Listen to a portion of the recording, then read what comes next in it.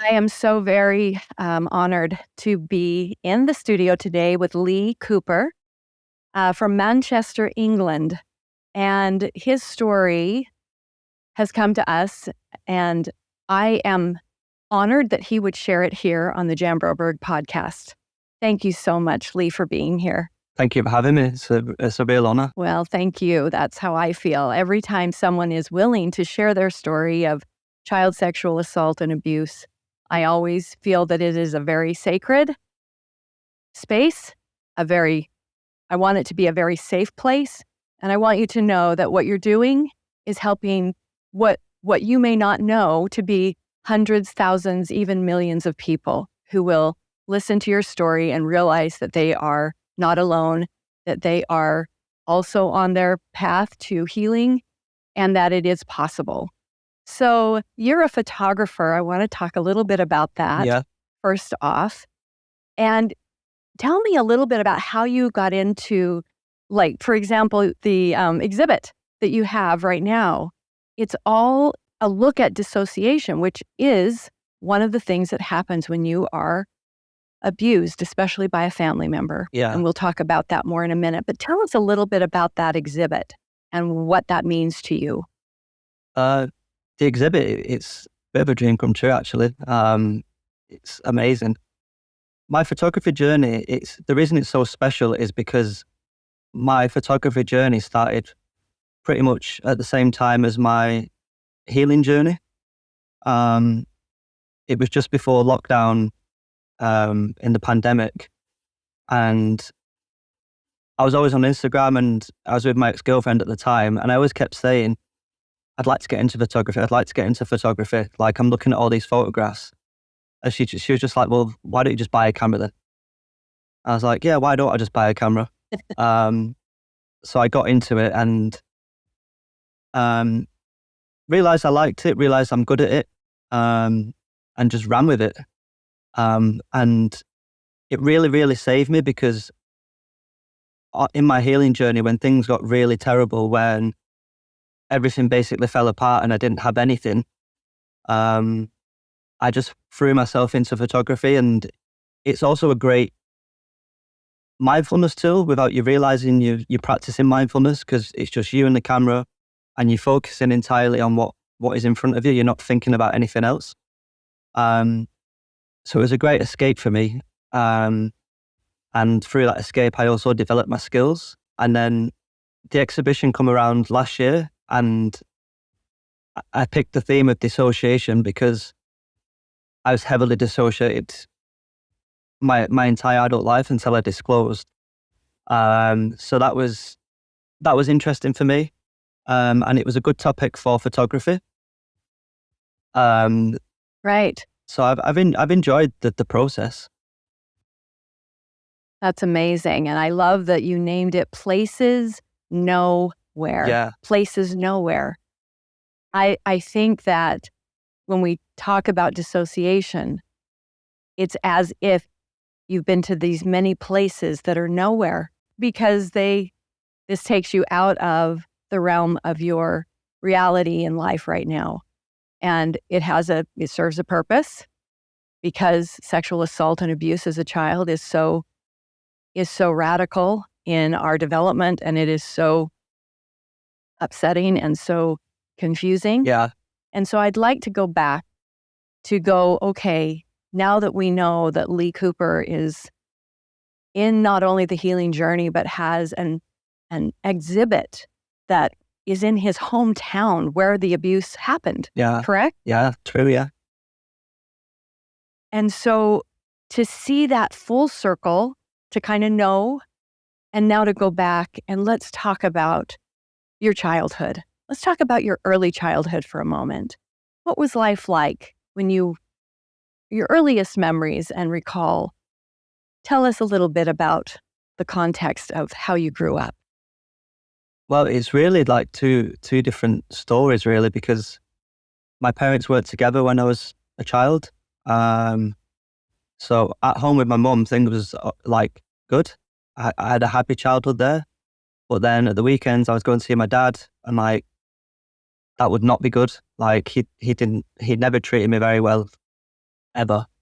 So it was kind of like you go from the safe place to dad's, and it was like, looking back now from an adult perspective, like trauma informed, it was pretty horrendous. You know, it's just bullying, just being controlled by this not a nice person.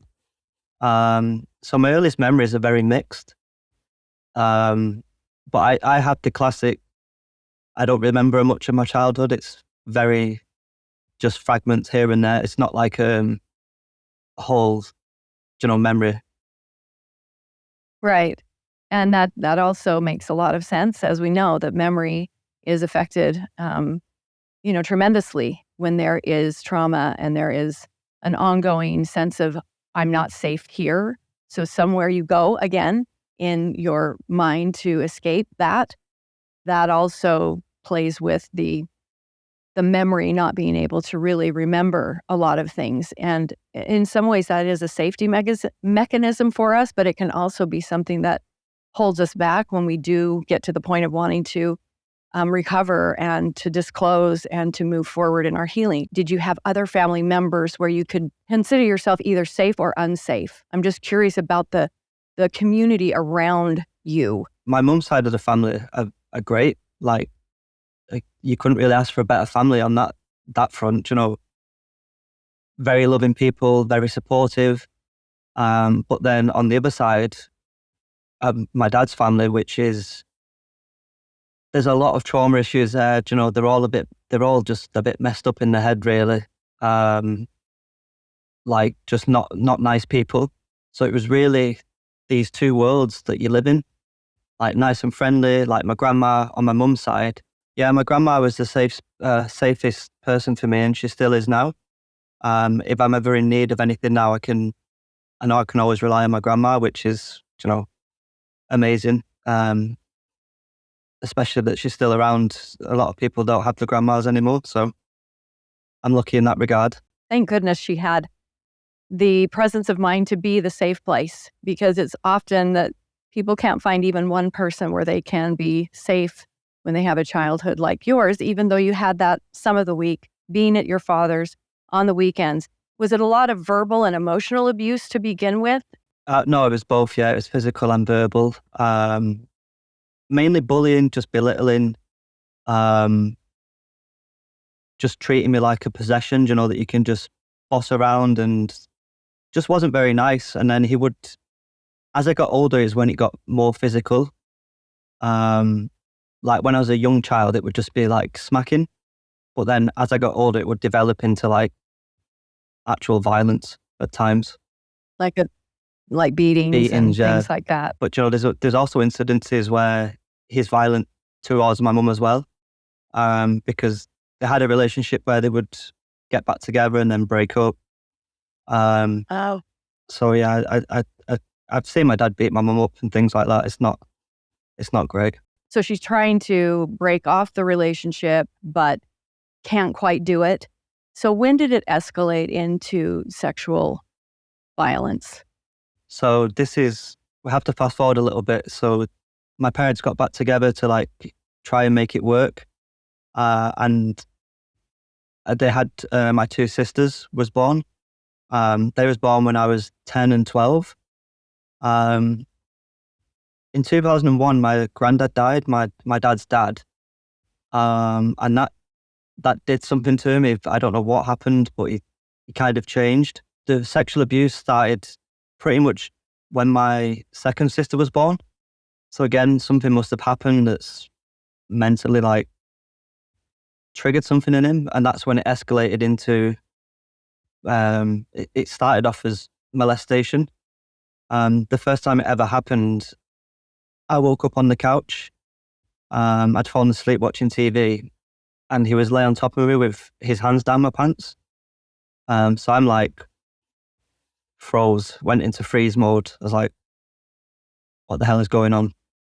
And then I pretended to fall back asleep and then pretended to stir, and he got off me.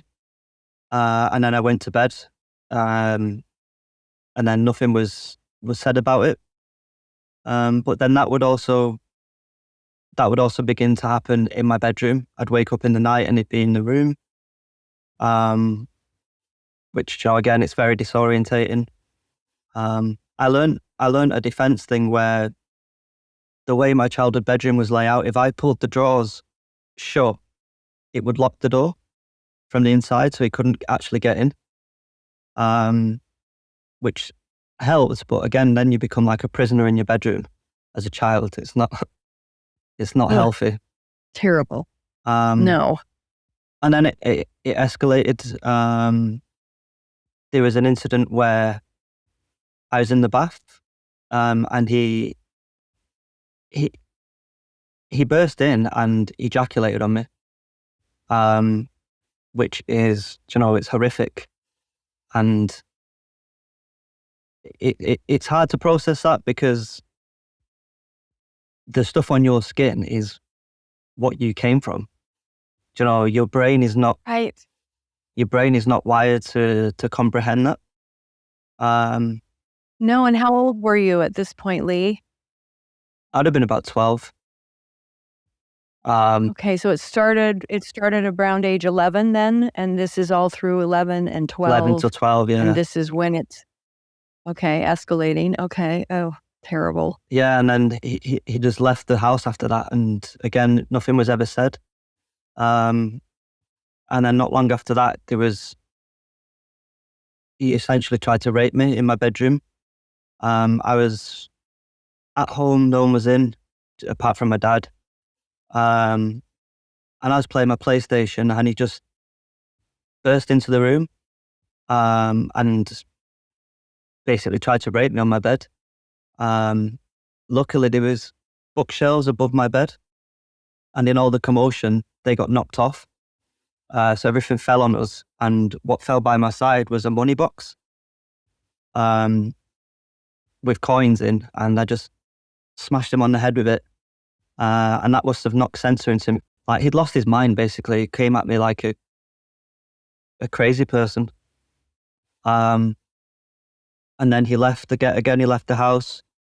And then it all stopped after this. That was like the final line. But obviously it did immense damage to me. I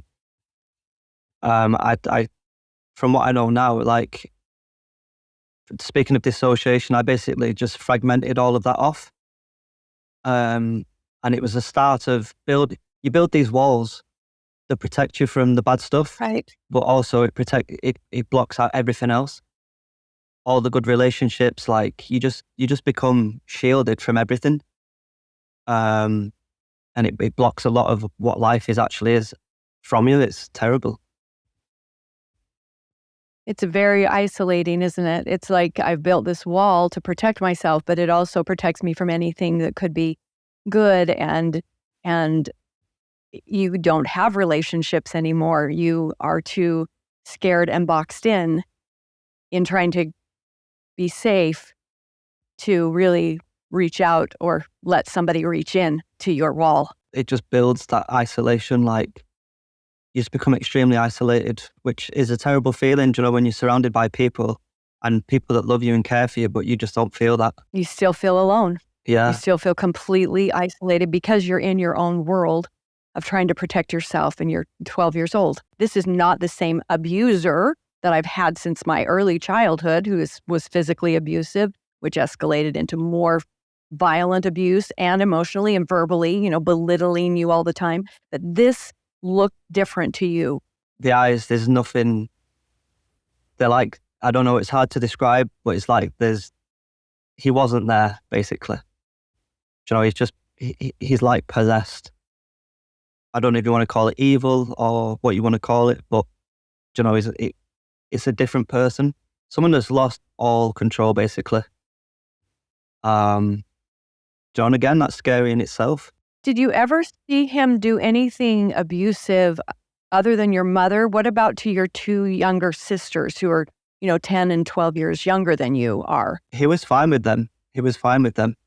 And the difficult thing, and I think even now for people that know me to comprehend, is that, like, my dad is, like, to the public, quite a nice guy. like very charming, very funny. You know, he had his issues, but you wouldn't class him as like a demon. But behind closed doors, he could be quite a nasty person, especially if there's drink involved. You know, if my dad's had a drink, completely different guy. So that just alcohol exacerbated the whole thing. It just, and again, made him a different person. For people that have had this sort of an experience who are still, definitely trying to heal maybe, or not even on the path yet, maybe haven't even disclosed, how do you look back on that at that time and as an adult now? Well, it's really strange actually, because I have a diary that I kept as a child. And it's not like a detailed diary. It's literally just a few sentences what I'd done that day. Yep. And I reread that after I disclosed. So that was a real window into, how I was feeling at the time, because it's literally me writing to my future self, basically. And it was strange because it kind of takes me back to being that child. And, I was quite a fearful child after all of this. It's not in the diary, but it feeds into like, you mentioned before, you feel different from everyone else. So then yes, that is just amplified by everything. So I'd stop doing well at school. I would misbehave at school, and then you'll be sent out of class for like the rest of the lesson. And that just piles on that feeling that I'm different. Like I'm not as good as the other kids. right. And that just builds and builds and builds as you get older on, a lot of fronts. But the diary was a real window into how I felt at the time. And it helped. It does help me connect back to that person, that child. I really like that, because I kept a little diary, but not during my kidnappings and abuse. And I know you've seen Abducted in Plain Sight on Netflix, so you're familiar with my story. But I had kept a little diary before that all happened. And then I've journaled a lot since as I got older, and I would journal about things. But I find it interesting that I never really wrote about what happened to me until I was in college. And that was when I really started to write about what had happened to me, and all these emotions and feelings came up. And so I really think that the fact that you did write would be something that you could grab onto to go, I understand. I as the Papa Bear for myself, for that little guy that was so scared and so hurt and so, felt so different and all those things. You, as an adult now on your healing journey, get to hug that little boy. I really, really admire the fact that you are moving forward, and you finally, at age 31, disclosed. Yeah. Started to tell your story. Who did you disclose to first? It was my ex-girlfriend at the time. It all started, I read The Body Keeps the Score during the first lockdown. I read it in 2 days under a tree in the park. Oh my God. Really? Yeah. That is a hard book too. That's a very dense book. 2 days. But boy, does it speak to us. Oh my gosh, that's amazing. Well, that's how much I connected to it. For me, it was like a light bulb going off in my head. And like all the things that I'd considered normal are like completely abnormal. Like the hypervigilance and all, the whole works. I was like, damn, this is me. And it's not healthy. I read this in like April time, 2020. So we was in lockdown, and I was on furlough at the time. So I was just at home with just nothing but time to think. So I read this book, and I'm just thinking about things, and it's all processing, it's all brewing. And then it came to the surface one day, probably around August time. I was making a cup of tea in the kitchen, and my ex-girlfriend came in, sneaked in, and grabbed my crotch. It was a playful thing. And I slapped her hand away. I was like, don't do that. And she was like, Jesus Christ. She was like, was you touched as a kid or something? And then I went, maybe. And she looks at me and she's like, "Are you being serious?" And I was like, "Oh shit, am I being serious? I can't believe I just said that." I was like, "No, I'm just joking." And then she's like, "Well, you shouldn't joke about things like that. That's not funny." She got really annoyed at me. But I obviously wasn't joking. And me saying it out loud like that for the first time, whatever had been building, it just all came out. And then it was my 31st birthday in October time.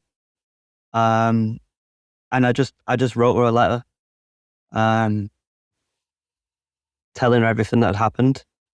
And that's when the fun and games began. You know, I probably picked the worst time to disclose because life was about to get really, really difficult with the pandemic here in the winter of 2020 was not a good time. Like, I was out of work, everything was shut, like literally everything. You just stuck at home.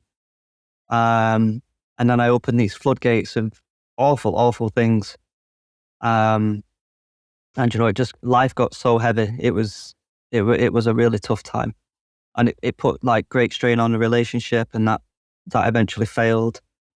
It was not the best time to disclose, but it was the time. Like, as hard as it was in the months following, um, I got a job working at Tesco, which is a supermarket here, and I was just sat in this van all day. It was a van where people come and collect the shopping they bought online. Um, so I'm just sat in this van all day, like just sitting in all this stuff, which at the time was horrific, but in hindsight, it was probably really beneficial that I had that time to just process it. You know, I didn't have to worry about working in an office and other people. I was just able to get it all done. But it was also tremendously hard. Well, and I have to commend you that I don't think that there is a best time. There's probably never like, oh, this is the time I will now disclose and start to deal with this that's actually this trauma that's living in my body, that's living in my life. And I think how lucky, because I've had several I've been married several times, and I look back and can see the blessing of that person in my life at the time, and also why it was so difficult and why the relationship didn't last as I've looked back on my own healing journey. And I think your girlfriend at the time, who's now your ex-girlfriend, was probably a very key person to have in your life so that you could write a letter to someone that you must have felt at least to some degree safe enough, because here it comes. And you sent it to her in writing. Oh, yes. I think that's amazing. And could you see her? Because it sounds like you could see her. Like you guys were together and you could see each other and be together. So you weren't completely alone in that 2020 year of the pandemic. No, we lived together, yeah. Okay. And when you look at your relationships, like, a lot of it was my fault as well. Do you know, you're not a very good person to be with, as hard as that sounds. Yeah, that's true. Yeah. And she had her own issues that was like amplified by the pandemic, you know, so it was basically like we both collapsed at the same time. Like, there was no one there to support each other. And we're just not in a good situation. You're both dealing with trauma. Yeah. At that point. Yeah. And it is pretty hard to be a supportive partner and to be the person that you maybe would have been by age 30 if you had not gone through that kind of sexual assault and trauma, which literally is arrested development. It is so much arrested development through that isolation period that, you know, we can't go back and reclaim all of those years, but we do have to go back and reclaim the progress. We have that as adults, and thank goodness that you could see and have that time to do some processing. What was your next step after the girlfriend at that time? Was there somebody else that you decided, I'm going to talk to or tell, a therapist or your mother or grandmother? What was next? It was my mum who I told next, but this was a good 6 months later. So it got to the point where my ex was like, you have to tell someone else. Like, I can't just deal with this on my own. Like, you need more people to help you. So I decided to confront my dad at the same time, via email. Um, just laid it out for him. Like, I was like, you're probably aware I've not spoken to you for months now, and just listed the reasons why. Like, all my major issues in life can be boiled down to my dad being drunk. So I highlighted that point of the damage that is like alcohol do to his entire life. And then I said, like, the main reason is you decided to sexually abuse me, which I'll never be able to forgive you for. And this is how much I've come along since then, because in that message I put, don't worry, I'm not going to tell anyone else. But I'm not going to be speaking to anymore. So back then, I didn't intend to like share my story. I wasn't even going to tell anyone what he'd done. I just didn't want to be associated with him. But then the more healing I've done, I was like, nice, is up. People need to know what he's done. It messaged me at midnight and it said, wow, okay, chatterbox, never ever deal it like that. And that was it. I put good use of your one chance to reply to me, and then I blocked him. And that was it. That was the end of that relationship. And you've never spoken to him since. What he did to you is absolutely criminal, and he absolutely should be held accountable for it. I just want you to know that you are completely supported and completely believed here on our show. And I'm so sorry that happened to you. And I'm so proud of you for deciding to, first of all, disclose to someone that that you had that reaction, you can't grab me there. And she's like, were you? And you're like, no, and laughing it off. And then to tell her to write it all down and say, yes, I was. That takes huge courage. I think you're a tremendously courageous person. I know how scary that can be. And then 6 months later, you send an email. Dad sends a terrible reply, which is like nothing happened. Exactly. And you're like, that's it. I'm blocking you. You set that boundary. I think a lot of times people either don't talk about it until they are completely removed from the person or that person is dead. So it's very courageous to confront the person. Like, that was the second person, and your mother. So your mother, what was her response when you told her around the same time as you sent this message to your father, your abuser? Oh, it's really tricky, because obviously telling her was a huge step, tremendously difficult. I invited her around to the apartment that we had. And I just told her like what he'd done. And obviously she's very upset, very much in denial.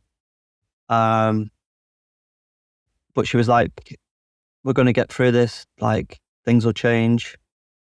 And I felt like relieved and like, yes, things are going to get better now. And they didn't, they got worse.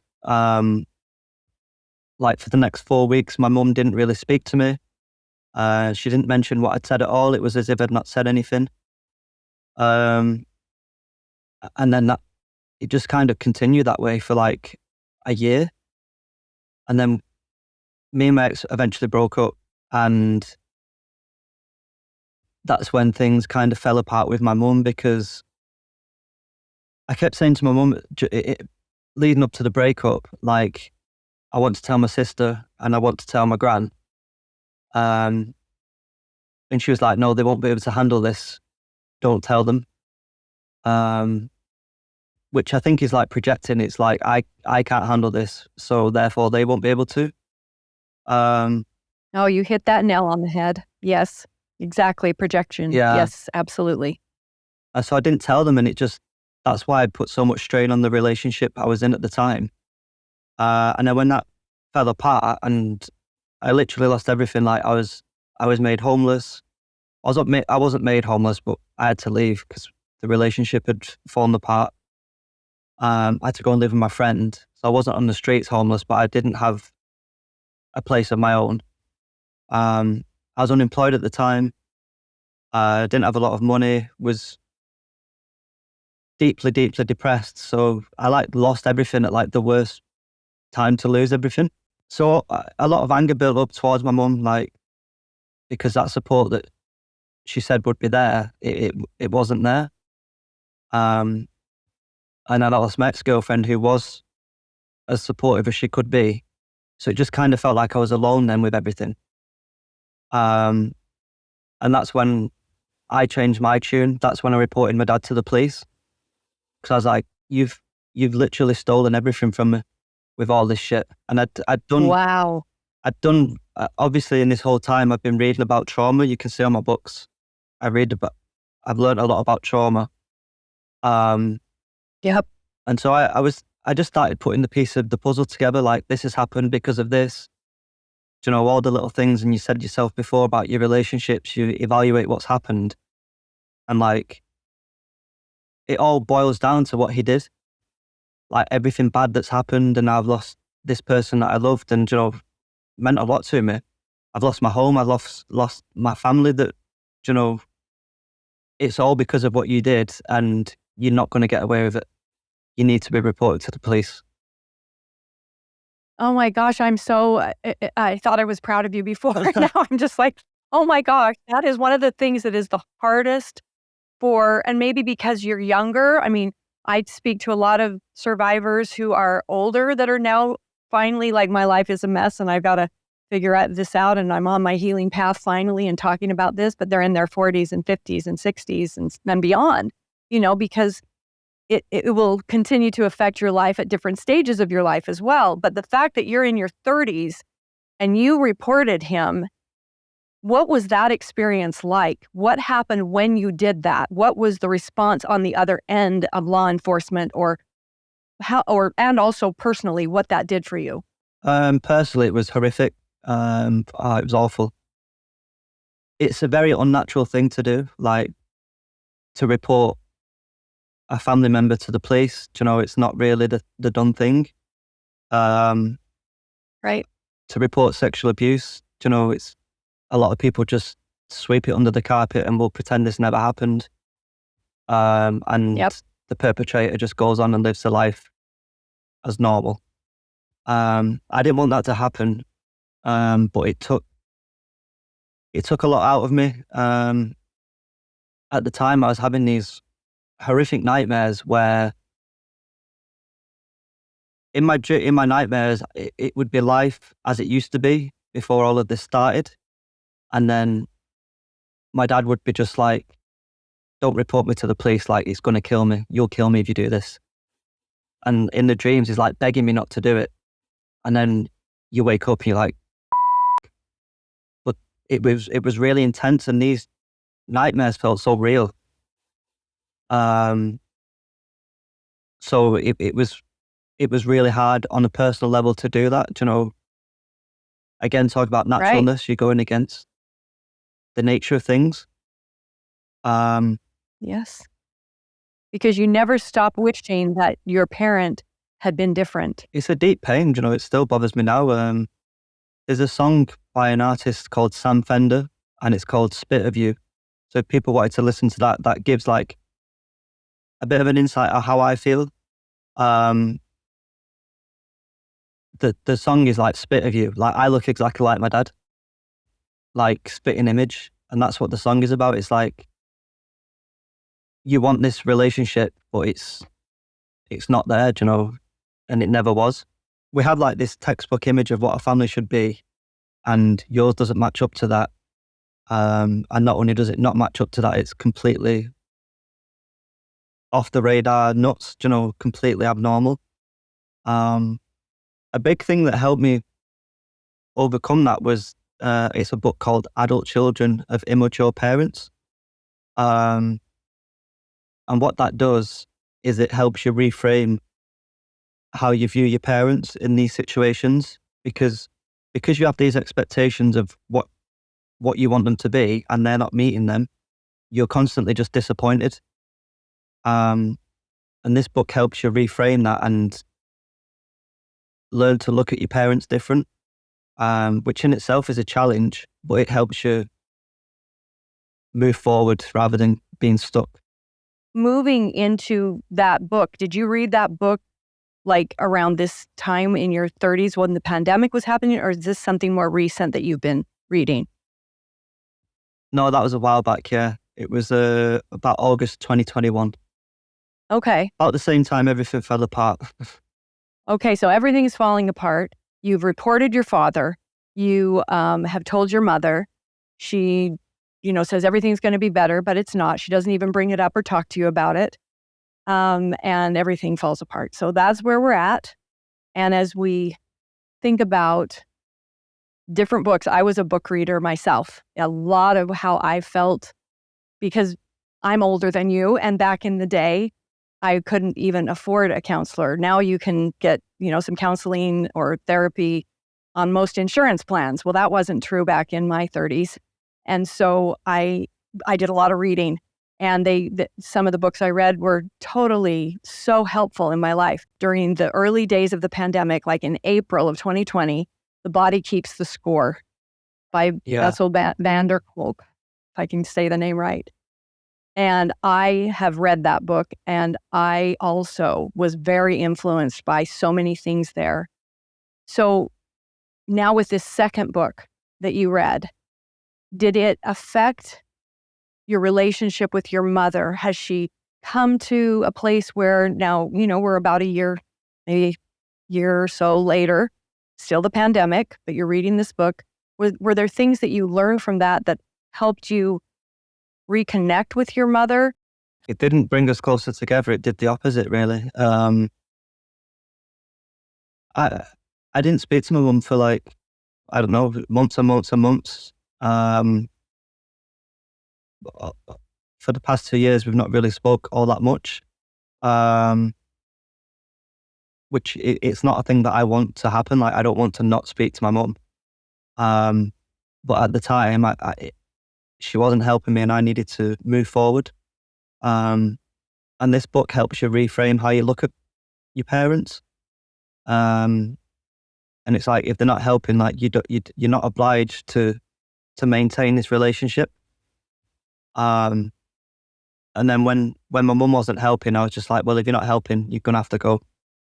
But as time goes on, it doesn't feel nice. So I've been making efforts to rebuild the relationship. But it's very hard because I found a picture last summer of me as a child when my literally peak time of my abuse, when it was all happening. And in this picture, I'm so troubled. It's so clear, crystal clear. And I'm just like, why did no one see this? It's really obvious. Right. Especially for my mum, who would have been around me all the time. If you look in my eyes in this picture, it's clearly a troubled child. You should have picked up on this. And it's not an answer you get it's not a question you get the answer for. But it caused me a lot of problems. I don't want to blame my mum, of course, but people should have picked up on this. I should have been helped. And I know that's a thing a lot of survivors feel, why did no one care? Well, they probably did care, but that's what it feels like. Yeah, you were a child. You needed help. You weren't an adult. Yeah. You shouldn't have had to go through that on your own. Somebody should have noticed, and I wish that they would have. As you, as an adult, deciding that you want to have more of a relationship with her, I know that for me, in my own coming to terms with all the things that had happened to me and the childhood that I lost, and you lost one too, I had to come to a place where I could at least let go of my blame and anger to all the people that didn't know or didn't know what to do. There's probably a little of both of those things. They either know something's wrong and they don't know what to do, they don't know what it is exactly, and they don't know what to do, or they don't know at all. And Yeah. and getting myself to a point where I could at least let go. And in some of my relationships, I really have gone as far as what I would call forgiveness. Definitely, I have been able to forgive certain things. But in my definition of forgiveness, it does not mean that person gets a free pass. It means that person is not controlling the rest of my life, because I'm no longer a victim. I'm a survivor, and I'm also somebody that is in charge and in control of what happens next in my life. I've become that adult that knows that it's up to me. I'm not going to blame anybody. But at the same time, I think that person, that abuser of mine, should have been in jail for the rest of his life. But I am able to let go or forgive enough so that I'm out of prison. I'm not in the emotional, mental prison of having that abuse run the rest of my life. I would hope, if your mother listened to this podcast, for example, that she would hear what's behind your words, which is, I love my mother. I can hear it. I can hear it in you, Lee. Yeah. You want her to be a part of your life. You need her to accept the truth of what happened and to be able to have a dialogue about that, because it has affected your life, and it's very painful. And I would almost bet it's very painful for her as well. And yet she needs to step into going through that pain and that grief as a mother. And so if your mother were to listen and to hear this, I want her to first of all hear that there's love there. There's a need to have a relationship with her and with your sisters. Do either of them know?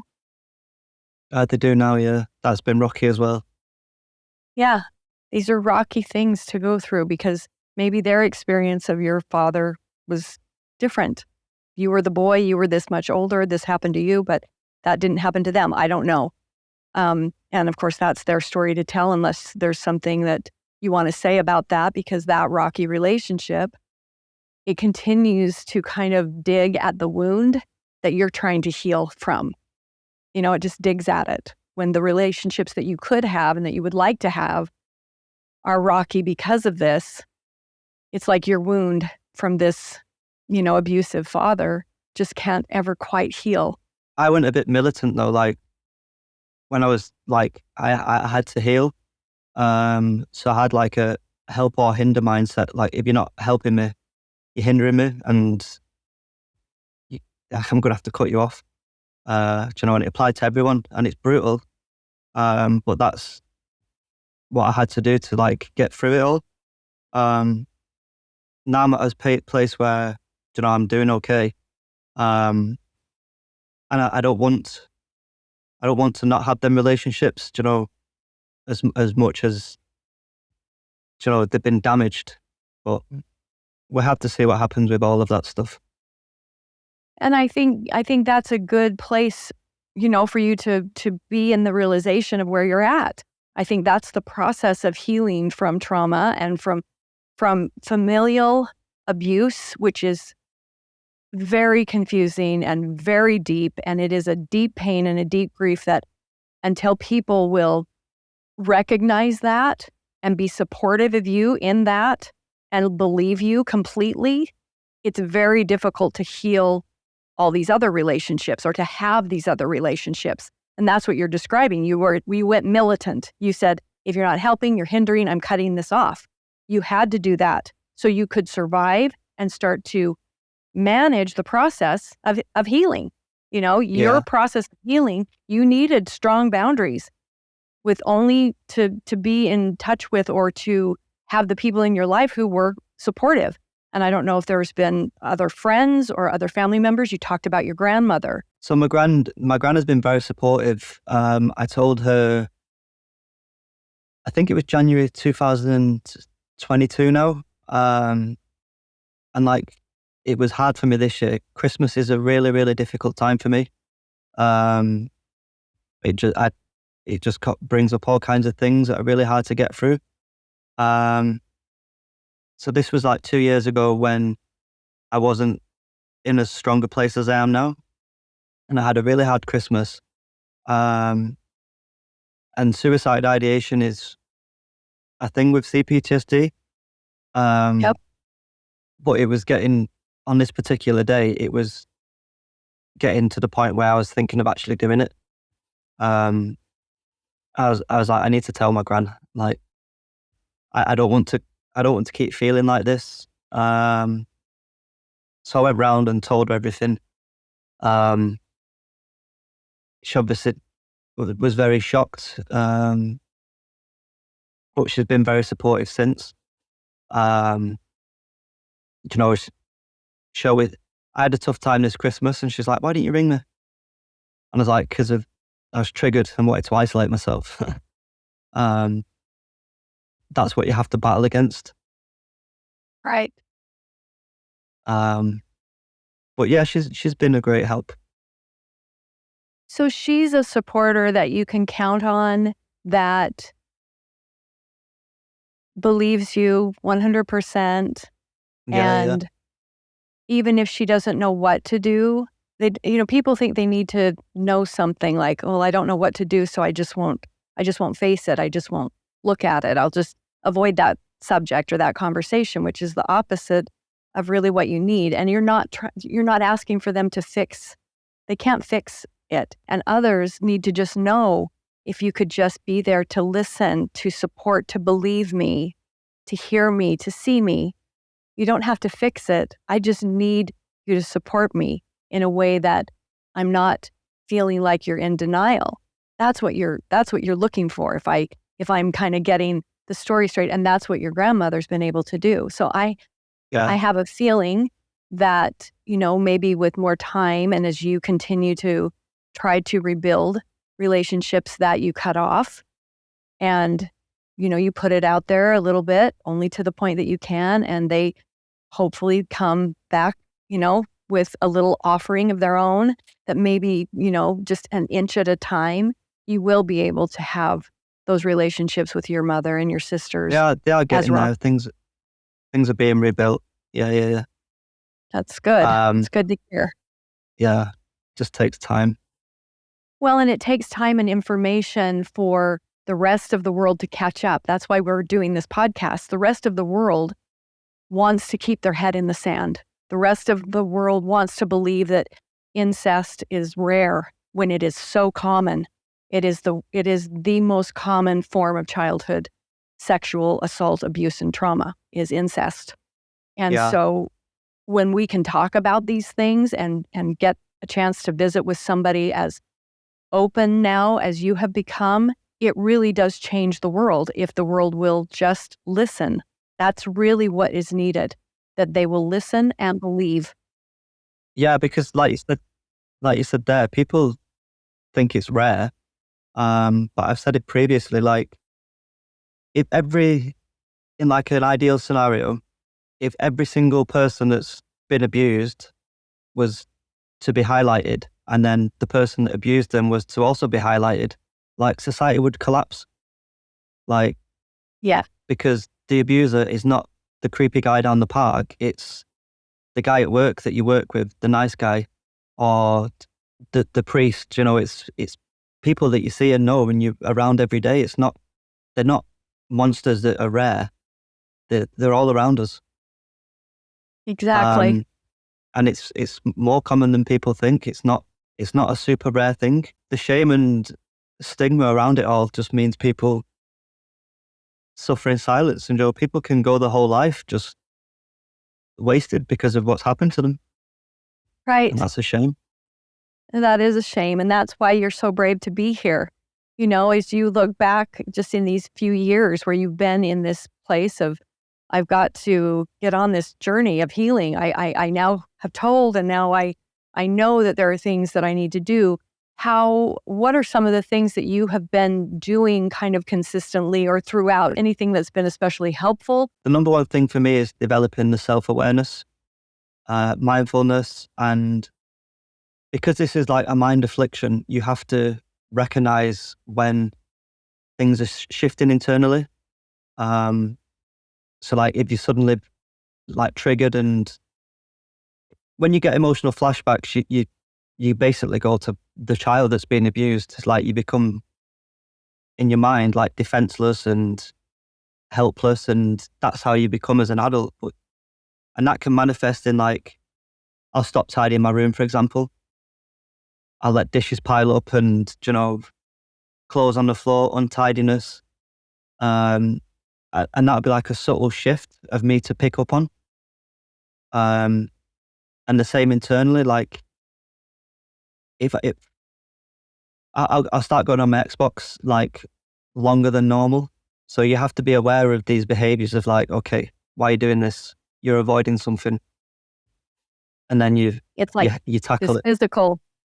physical manifestation. You can see it. My environment is a mess. There's something going Yeah. on inside. Yeah. So just developing the self-awareness and the mindfulness to, like, know when things are shifting. And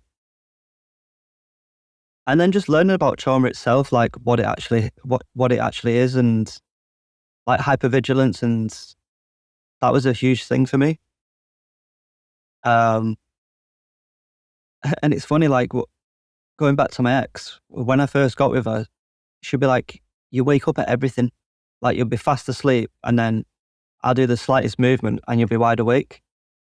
And at the time, I just thought, yeah, that's funny. But, like, that's extreme hypervigilance. That's me not shutting off ever. And your body's not designed for that. See, these are the kinds of things that you have come to understand through educating yourself, like reading the books, understanding what trauma really is, becoming trauma informed actually helps you with your trauma. This, what you're describing, when you see your physical environment or your financial environment that is not where it needs to be, like you can see it, like, this is a mess. There's something happening inside of you, and being super vigilant to go, okay, I can see from my physical environment, something emotionally is not being dealt with. What looks like a simple thing is actually connected to our mental health, to our emotional health, our physical environment, our financial environment, our relationships and our social environment. All of those things are indicators of I'm either experiencing something that is, a trauma-related, thing that I haven't taken care of, that I haven't looked at, that I'm not actually dealing with head on.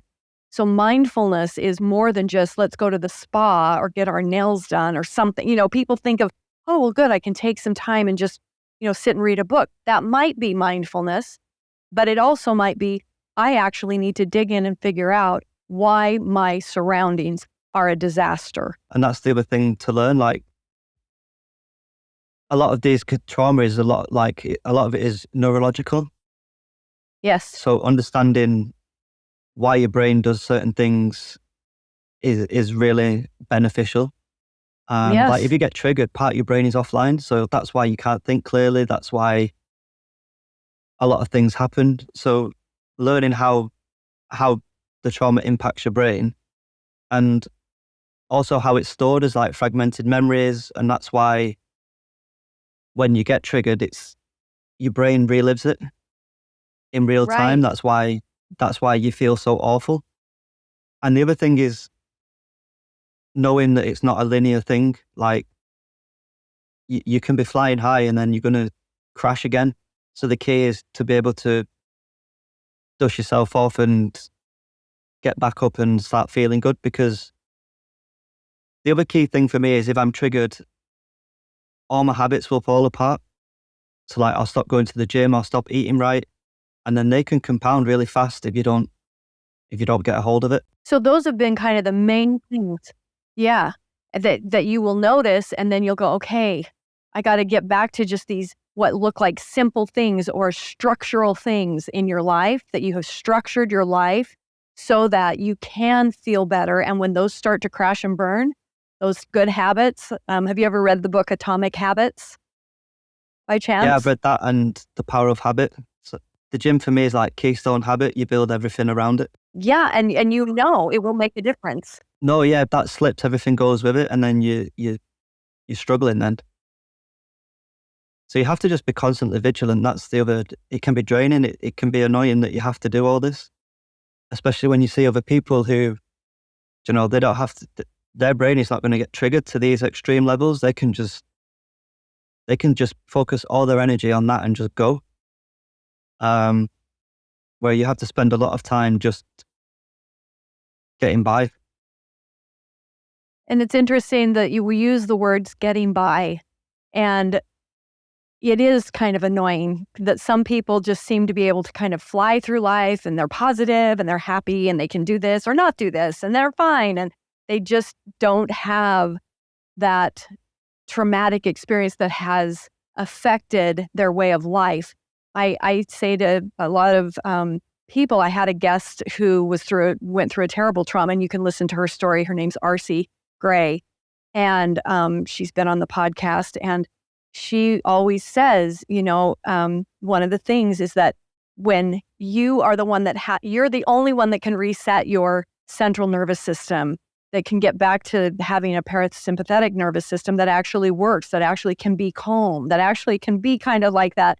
I'm just kind of floating through life. And not that I think most people have some kind of trauma in their life, but a severe trauma, like what we're talking about with incest, with child rape, those ongoing years that go by where you are affected and you feel as if you are not ever going to be normal, so to speak, where you don't have any of that, is like something people that have not experienced it don't understand. They're kind of like, just, pull up your pants and get on with your life and, just forget about it. They kind of think that that's possible, and it isn't possible. And I just find that it's so important to listen to someone like you that has been through these things and knows what to do and what they see. When my room is a mess, I know something is emotionally a mess that I need to get back in touch with. I have to get back into my structure. I think being vigilant, like what you've described, is amazing. I love it. Thank you. That's incredible. Is there anything that we haven't brought up that you would like to tell our audience as we wrap up our podcast here today? I think the one thing I would mention is the key thing in all of my healing was I started attending a place called The Safe Room. It's at a charity here in Manchester called We Are Survivors, and it's a peer-to-peer support group. And that was, I started going there when I reported it to the police, and I got to a point where I realized I'm not progressing at all. I'm just stuck, and I need help. For a long time, I refused to believe I need help. I was like, I can manage this because that's how I've always done it. I don't need help. I can do it myself. You can't. You do need help. Yeah. So I started attending The Safe Room. And it's a peer-to-peer support group, which I believe in 150,000%. I absolutely know that the greatest support we can get is from our peers, people who have been through what we've been through. Did you know that even existed before you reported? Did you even know there was such a thing in Manchester? No, I didn't. I wish I'd have known a lot sooner, because it would have saved a lot of grief. Yes.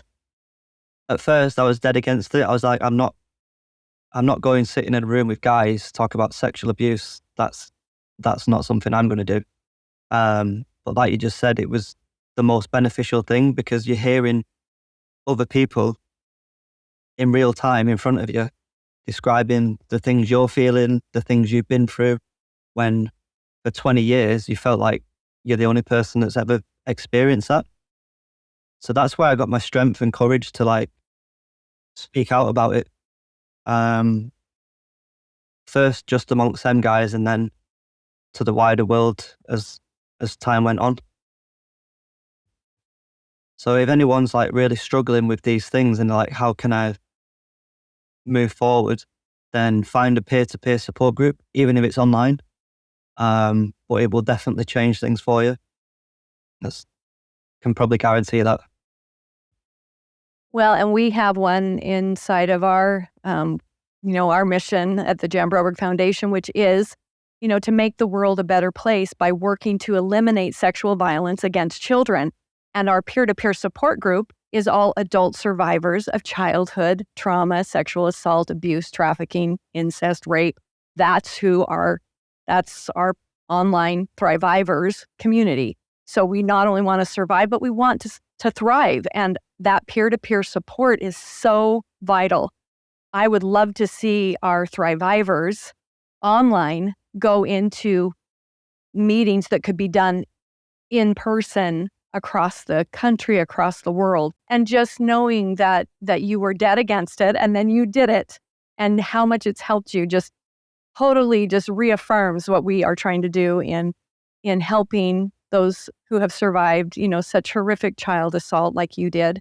I think another thing, we want people to thrive and that's not easy. And some days you do and some days you don't, right? It's up and down. It's not linear, like you said. But I also think one of the things that really impresses me that I think is important for people is to find some kind of a passion, like you did with your photography and having an exhibit, right now that's about dissociation, which directly is linked to what you've experienced. That to me is also really a phenomenal thing that you've done, whether you knew you were doing it because it was going to help you in your healing journey or not. Finding a passion like that and then doing it, like just stepping into it and going, I don't know if I'm even going to be a good photographer, but I want to do this. I'm going to try. I think that also is huge in what you're processing. So let's talk about your photography for just, one more minute. How can people see your work? Because it is gorgeous.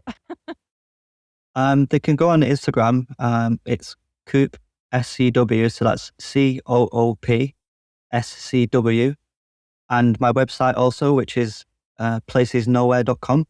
That's got a lot of my work on there, like the full portfolio. So they're the best places to see my work.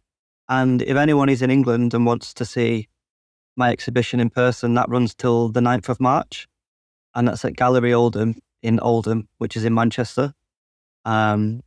And yeah, it's definitely worth checking out. Yeah, it's amazing, Lee. You've just been like so genuine, so raw in sharing such a difficult story and experience. And I just want to commend you for what you're doing to be on the healing path, to helping others. I know that's a big goal of yours now, is to literally tell your story because you want others to not feel alone. I hope we've accomplished that. Oh, me too, yeah. I think we have. I think together as we share our stories, there is a great movement that is beginning to happen, that people are becoming aware and they're able to see that this is the next great health crisis that we need to put our time and our efforts and our funding into, is helping those who have experienced childhood sexual assault in the resources that are needed, in the support that are needed for people to actually be on the healing path and not continuing the cycle of abuse. Because not everybody that's abused goes on to abuse others, but many that happens. But there's other things that they are unable to do until they have the resources to heal. And so I appreciate you sharing your story in such a way that I think others can understand. This is something that we have to do. We have to help others have resources to heal. As it stands, it's kind of like you was abused as a child, oh, tough luck, like better luck next time. There is no next time. This is a one-time ride. So it shouldn't be that people that have lost out on childhood, education, opportunities, you shouldn't be robbed of all of them just because someone decided to do horrific things to you. Once you start to recover, there needs to be opportunities for people to have a normal life. Yes, thank you so much for being a part of this conversation. I cannot tell you how important it's been to me and to those that will listen. Thank you for having me. I've enjoyed chatting to you a lot. You was a big inspiration when I watched your documentary and what I've read since. So thank you. Well, thank you, Lee. I hope that you'll tune in to the Peacock when it comes to your area, which I think it's in London and England now, but it's called A Friend of the Family.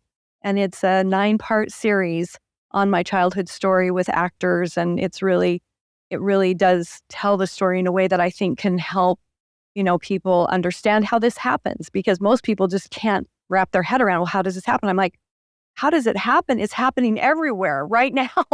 People think, Yes. oh, well, that happened because she grew up in the 70s and she was a kid then. I'm like, no, here in 2024, it's happening all around you. Like you said, it's people you already know, you already trust, that are loved by other people that just are blinded to what is actually the reality of your experience with them. So this is how we get the word out. Thank you again, Lee. And thank you for letting me know that something about telling my story has emboldened you or helped you, because that makes all of this worthwhile for me. So thank you so much. Thank you. Yeah.